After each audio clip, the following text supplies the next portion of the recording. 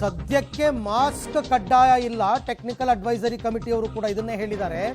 ಅದರ ಪ್ರಕಾರ ಮಾಸ್ಕ್ ಕಡ್ಡಾಯ ಇಲ್ಲ. ಆದರೆ 60 ವರ್ಷ ಮೇಲ್ಪಟ್ಟವರು ಮಾಸ್ಕನ್ನು ಹಾಕಿ, ಬೇರೆ ಬೇರೆ ಸಮಸ್ಯೆಗಳಿಂದ ಬಳಲ್ತಾ ಇರ್ತಕ್ಕಂಥವ್ರು ಆರೋಗ್ಯದ ಸಮಸ್ಯೆಯಿಂದ ಮಾಸ್ಕ್ ಹಾಕಿ, ಜನಸಂದಣಿ ಪ್ರದೇಶದಲ್ಲಿ ಹೋದಾಗ ಮಾಸ್ಕ್ ಹಾಕಿ ಎಲ್ಲರೂ ಕೂಡ.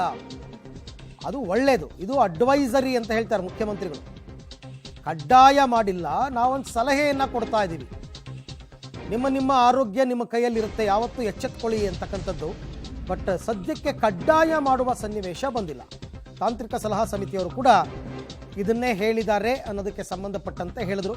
ಟೆಕ್ನಿಕಲ್ ಅಡ್ವೈಸರಿ ಕಮಿಟಿ ಇವತ್ತು ಸಾಯಂಕಾಲ ಕಾನ್ಸ್ಟಿಟ್ಯೂಟ್ ಆಗುತ್ತೆ, ಕ್ಯಾಬಿನೆಟ್ ಮೀಟಿಂಗ್ ಇದೆ, ಅದಾದ್ಮೇಲೆ ಮಾಡ್ತೀವಿ ಅಂತ ಕೂಡ ಹೇಳಿದ್ದಾರೆ.